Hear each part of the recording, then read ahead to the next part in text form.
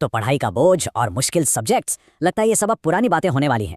आज हम ये जानने वाले हैं कि कैसे आर्टिफिशियल इंटेलिजेंस मतलब एआई हमारे सीखने के तरीके में एक ज़बरदस्त क्रांति ला रहा है। ये बड़े बड़े मुश्किल टॉपिक्स को एकदम छोटे और आसानी से समझ आने वाले समरीज में बदल रहा है। तो चलिए देखते हैं कि आखिर ये होता कैसे है। देखिए, किसी भी सफ़र की शुरुआत ना एक चुनौती से होती है। और जब बात सीखने की हो तो सबसे पहली और सबसे बड़ी चुनौती क्या है? वो है भारी भरकम सिलेबस और पढ़ाई का वो बढ़ता हुआ बोझ। कभी ऐसा हुआ है कि किताबों का ढेर सामने हो और सिलेबस वो तो ख़त्म होने का नाम ही नहीं ले रहा? तब मन में एक ही सवाल आता है ना कि भाई इतना सब कुछ कैसे और कब ख़त्म होगा। और सच कहूँ तो ये सिर्फ एक सवाल नहीं है, ये तो लाखों स्टूडेंट्स की रोज़ की चिंता है। चाहे वो हिस्ट्री की तारीखें हों या ज्योग्राफी के नक्शे या फिर इकोनॉमिक्स के मुश्किल सिद्धांत, हर सब्जेक्ट अपने आप में एक पूरी दुनिया है।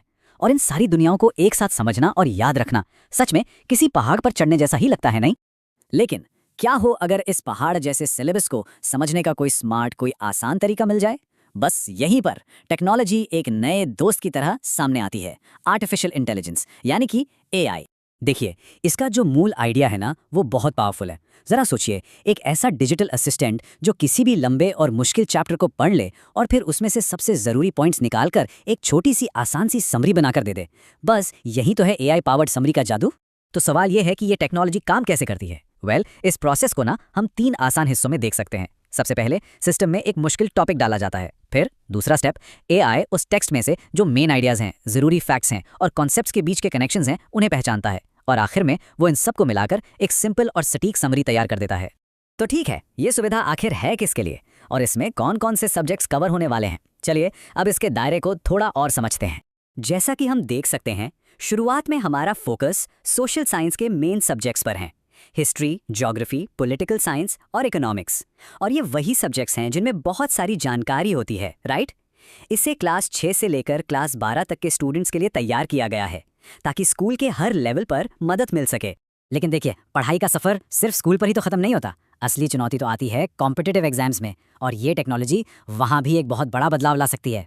तो चाहे कोई स्कूल का स्टूडेंट हो जो अपने बोर्ड एग्जाम की तैयारी कर रहा है, या फिर कोई कैंडिडेट जो सरकारी नौकरी के लिए दिन रात एक कर रहा है, दोनों का लक्ष्य तो एक ही है ना? कम से कम समय में ज़्यादा से ज़्यादा जानकारी को समझना। और ये टूल इन दोनों की ही ज़रूरतों को पूरा करता है।